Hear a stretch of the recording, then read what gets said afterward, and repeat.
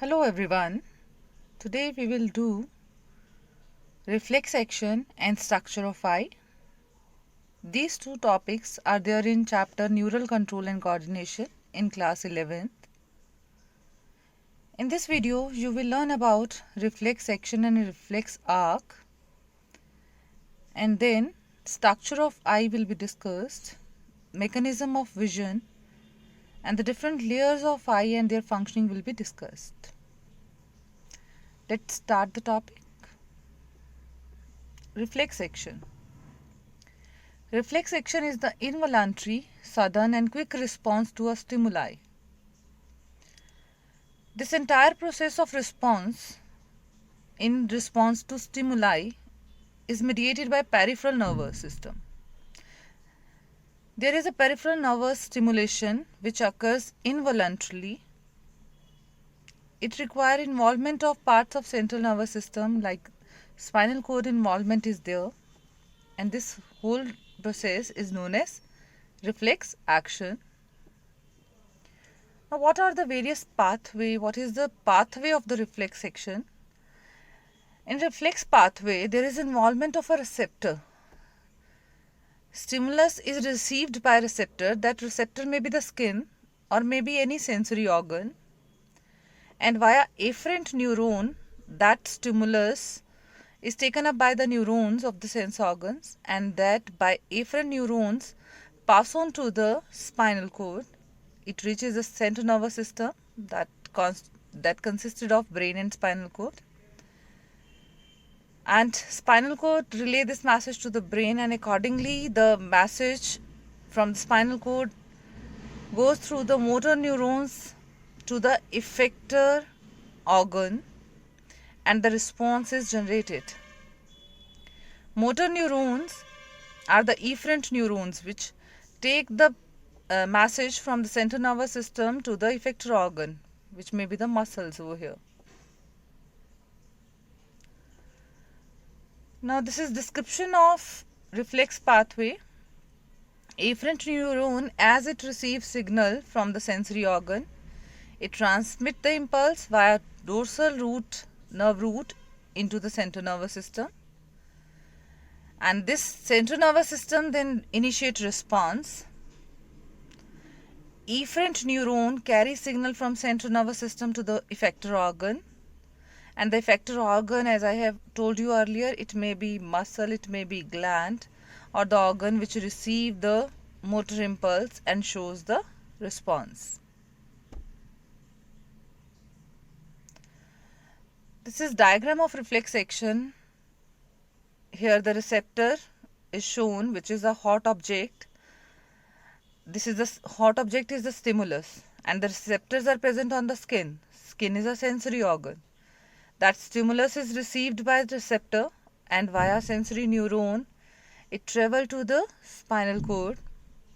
There is a relay neuron which gives this message to the motor neuron, and motor neuron give this message to the effector organ, which result in constriction of the muscles of the forelimb, due to which the hand will be removed from the hot object. This is all about the reflex arc or the reflex pathway. Now next topic is sensory reception and processing. As we know that we have 5 major sense organs, like our skin is a sense organ, our nose, our eye, ears, tongue. These are 5 major sense organs. But in this chapter we will discuss only 2 sense organs. One is eye and other one is ear. And in this video we will discuss about eye only. These sensory organs detect the changes in the environment. They sense the changes which are happening around us and send the appropriate signal to the central nervous system, where all these inputs are processed and analyzed. These signals are then sent to the different parts of the body. Firstly, it enters the brain, get interpreted, and then the signal is given to the different parts of the body, and body responds accordingly.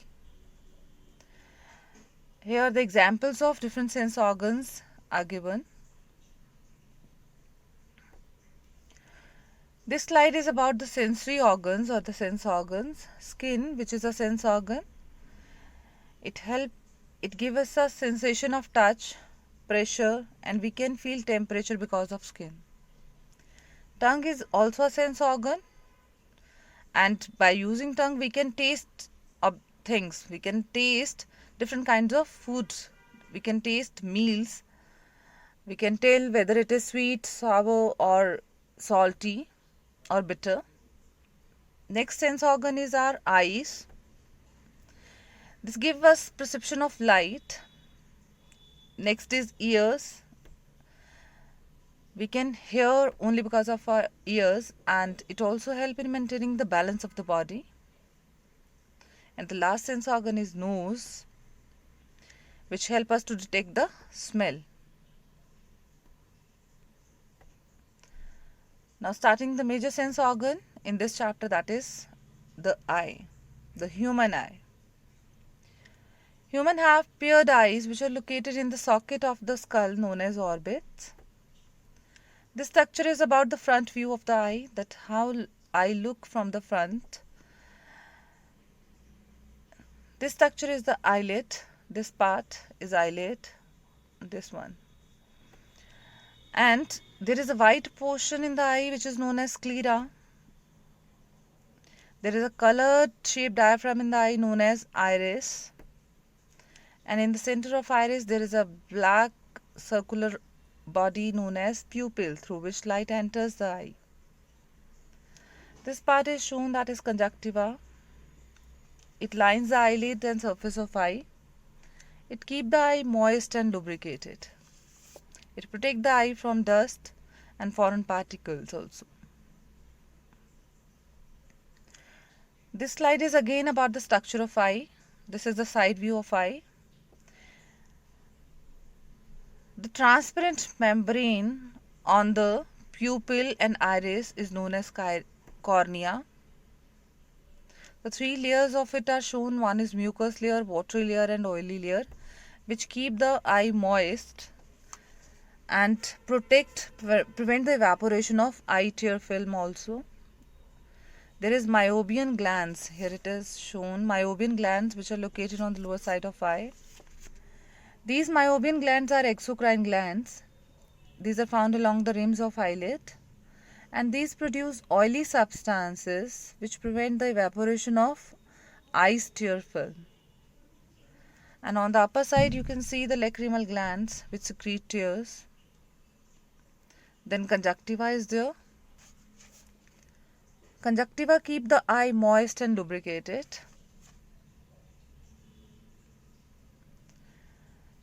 This slide is again about the structure of human eye.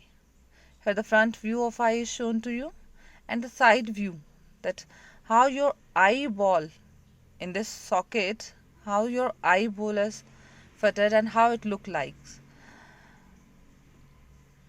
You can see here there are some kind of muscles are shown. One is lateral rectus muscles, another one are medial rectus muscles which control the movement of eyeball. And behind the cornea there is a lens.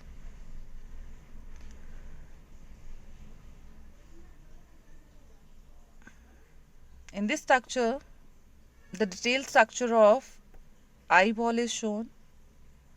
Here you can see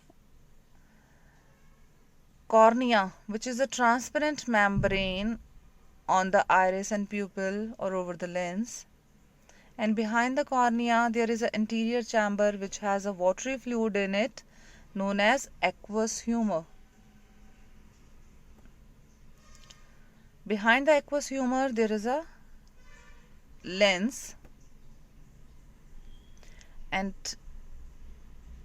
behind the lens there is a small amount of aqueous humor also. There is a watery fluid, aqueous humor, which surround the lens from both the sides. And after that there is a jelly-like substance known as vitreous humor. Here you can see the different layers of the eyeball. The outer one is the sclera, middle one is choroid, and inner one is retina. And these are the lateral rectus muscles and medial rectus muscles which control the eye movement. The innermost layer, which is retina, has a yellow spot on it known as macula lutea. In its center there is a demarcation known as fovea centralis. This is the central depression in it. The depressed area of the retina just lateral to the blind spot is known as macula lutea, and it has a lutein protein in it. And in its center there is fovea centralis, which has cone cells only, and this region is the region of sharpest vision, or we can say the most acute vision. Here you can see the blind spot or the optic disc. This is the region of no vision. Now parts of eye, or we can say details about the eye structure. The adult human eyeball is nearly spherical. Nearly spherical means it is not completely spherical. It has a bulge on its front side, and which has a transparent membrane on it known as cornea. The wall of eyeball is made up of 3 layers. External layer, which is made up of dense connective tissues, is called sclera. Anterior portion of this layer is called cornea.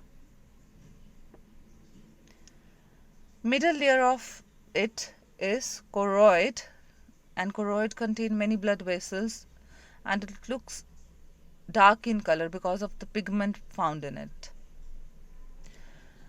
Choroid layer is thin over the posterior 2/3 of the eyeball, but it becomes thick in the anterior part, and it forms the ciliary body. Here you can see in this diagram this part, ciliary body. And ciliary body has fibrous extension on its terminals known as suspensory ligaments. These suspensory ligaments change the convexity of the lens, help in focusing the object. This whole ciliary body releases this watery fluid known as aqueous humor, which surround the lens.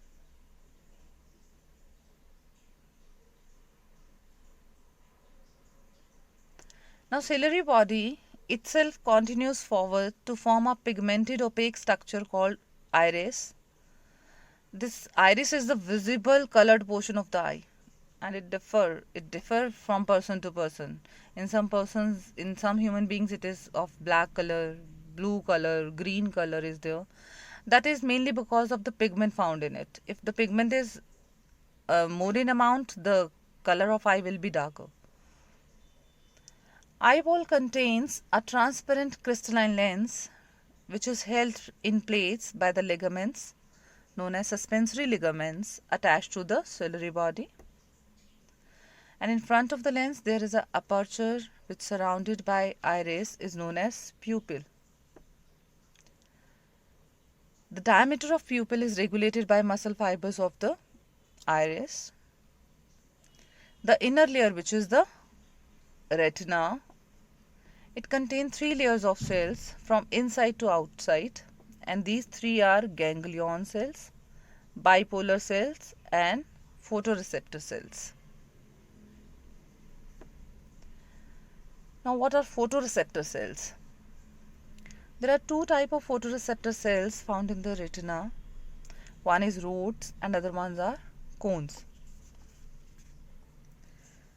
These cells are mainly responsible for the color and for the vision in dim light as well as in bright light. What is the major difference between these 2 cells? The rod cells have an outer segment which is rod shaped, whereas in cone cell that outer segment is cone shaped. You can see it in the structure.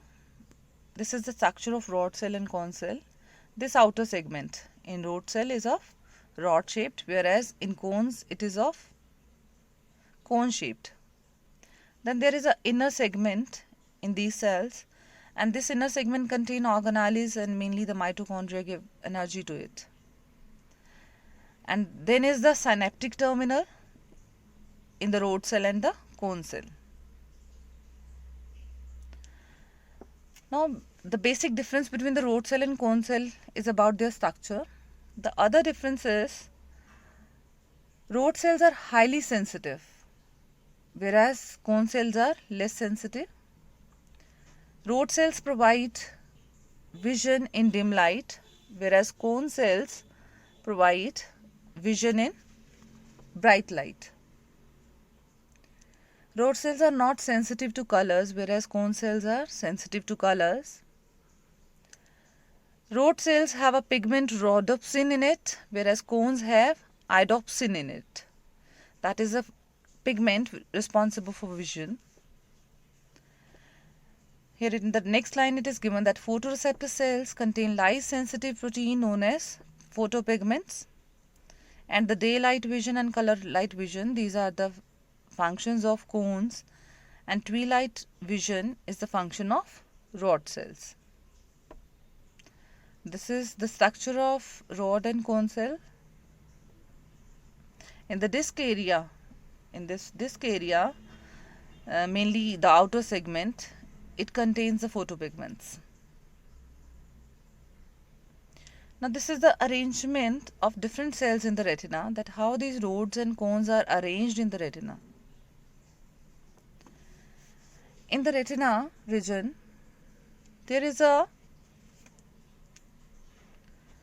outer layer which is made up of cuboidal epithelial cells. This is the pigmented cuboidal epithelial cells in which rods and cone cells are embedded. The disc-shaped structure, or we can say their outer segments, are embedded, and the synaptic terminal of the rod and cone cells are in contact with the horizontal cells and the bipolar cells. These bipolar cells help in getting the nerve impulse from these rod and cone cells, help in communication of the, we can say, in transmission of the nerve impulse. And below these bipolar cells are the ganglionic cells. In between these are the horizontal cells and the amacrine cells. Amacrine cells and the horizontal cells contain, mainly the amacrine cells, they contain common inhibitory neurotransmitters like glycine, and ganglion cells receive impulse from the nerve terminals of the bipolar cells, and these nerve fiber layers then give this message to the optic nerve, and optic nerve give this message to the brain. This slide is again about the cells arrangement in the retina, that how these cells are arranged, and this impulse, how it travels to the optic nerve, and via optic nerve it travels to the brain. Rod cells contain a purplish red protein known as rhodopsin. As I have told you earlier that there is a pigment opsin, and in rod cell this is rhodopsin, whereas in cone cell it is iodopsin. But there is also a vitamin A derivative, which is the aldehydic derivative of vitamin A, that is retinal, is there along with that. In human eye, there are 3 types of cones, and these cones are responsible, they possess their own characteristic photopigments, and they respond to the red, green and blue light.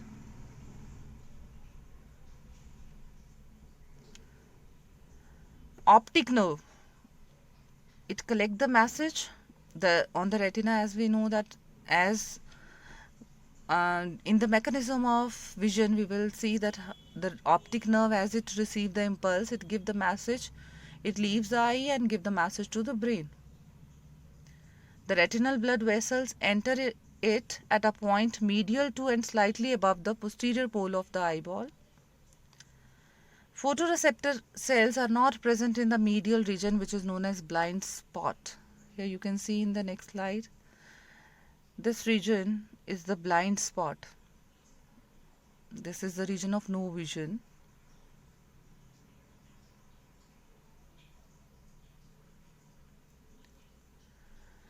Here photoreceptor cells are not present. And at the posterior pole of the eye, lateral to blind spot, there is a yellowish pigmented spot known as macula lutea, and with a central pit known as fovea centralis, which is thinned out portion of the retina, and here the cones are densely packed. And as I have told you earlier, that this is the region of sharpest vision, or we can say most acute vision.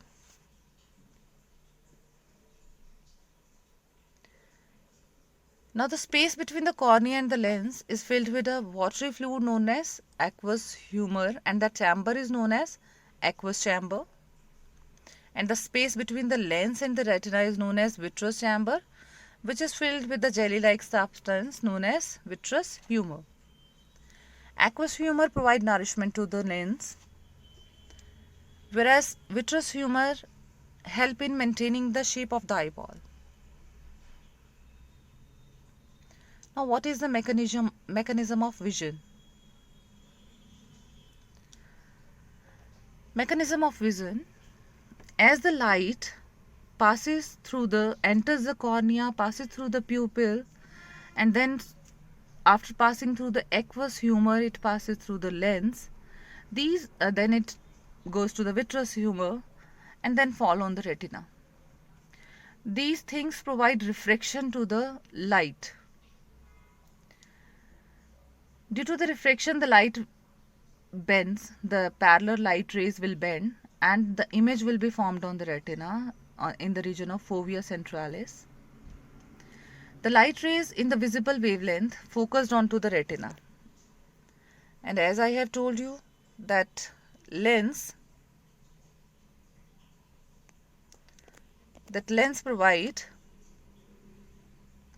refraction. These watery and jelly-like substances provide refraction to the light waves and light rays entering into the eye.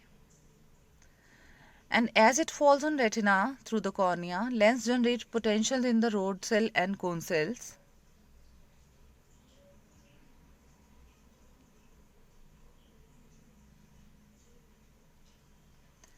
The photosensitive compounds, that is photopigments, in human eye having opsin and retinal in it.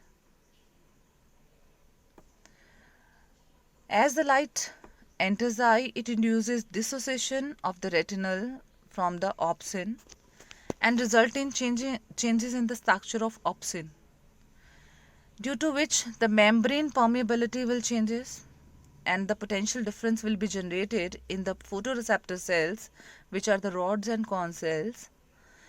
And these produce then signal which generate action potential in the ganglionic cells through the bipolar cells.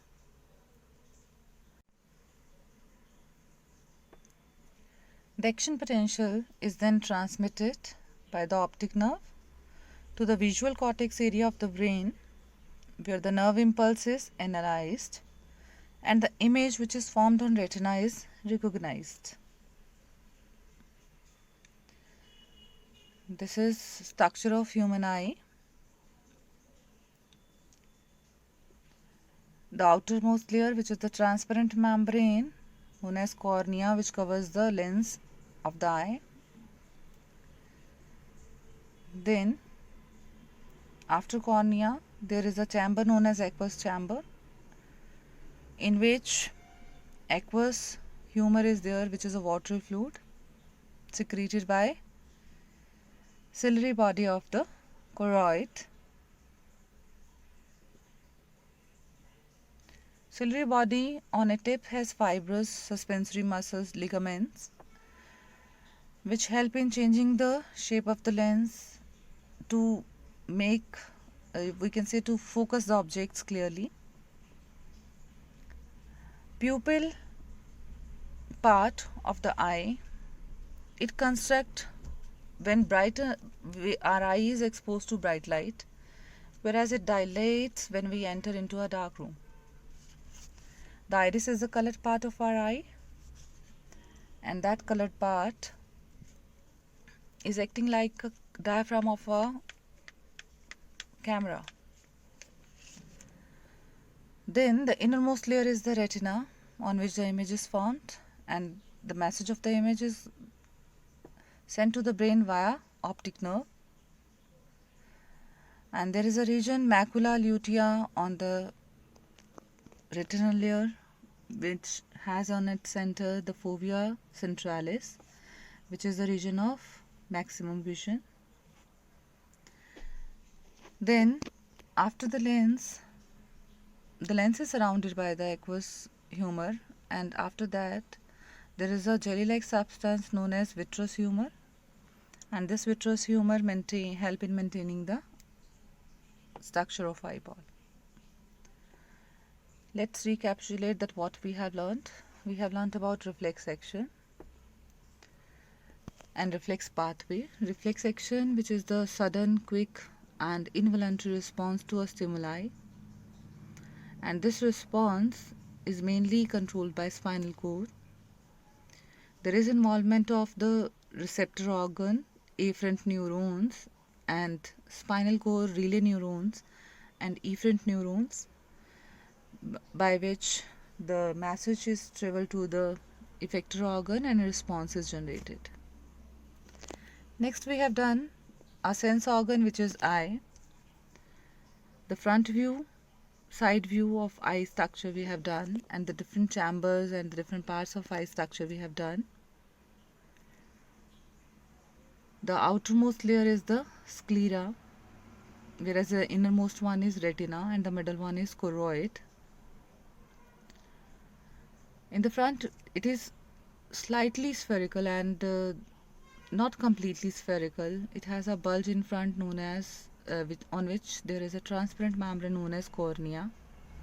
Cornea covers the iris and pupil part of the eye, and light entering through the cornea falls, and after entering through the pupil it falls on the lens of the eye, which is just behind the pupil of the eye. The lens is kept in its place by the ciliary body, which has suspensory ligament on its tips, and these suspensory ligaments keep changing the structure of lens or shape of the lens and help the lens to focus clearly on the object. Cornea provides maximum refraction to the light for making the vision clear, and this refraction causes the bending of the light. Whereas lens, aqueous humor and vitreous humor, they also give refraction, but out of these the cornea gives maximum one. Between the lens and the cornea there is a chamber known as aqueous chamber, which is filled with a fluid known as aqueous humor, which gives nutrition to the cornea. And cornea is very sensitive to touch. This aqueous humor is secreted by the ciliary body and covers the lens from both the sides, and after that there is a chamber known as vitreous humor, which is between the lens and the retina. This has a jelly-like substance which gives shape to the eye, maintain the shape of the eye. The light entering through the cornea after passing through the lens falls on the retina, and these light rays, parallel light rays, when enter the eye, these get refracted, due to which they bend, and the image is formed on the retina, and the retina has photoreceptor cells which make this vision more clear, which give the message to the optic nerve, and through the optic nerve this message is received by the brain and the image or what we have seen is interpreted. We have done different type of cells, photoreceptor cells present in the retina, like rods and cone cells, and the difference between these two cells we have done. Mainly the rod cells have outer segment rod shaped, whereas cones have cone shaped outer segment, and the major difference is about the vision. Cone cells are responsible for the color vision, whereas rod cells are responsible for vision in the dim light. Rod cells have a pigment known as rhodopsin, whereas cone cells have a pigment known as iodopsin. Then we have learnt about the mechanism of vision, that how the image is formed on the retina and how that message travel to the brain by optic nerve and that image is interpreted, that what we have seen. That's all for today. I hope you enjoyed this. Thank you.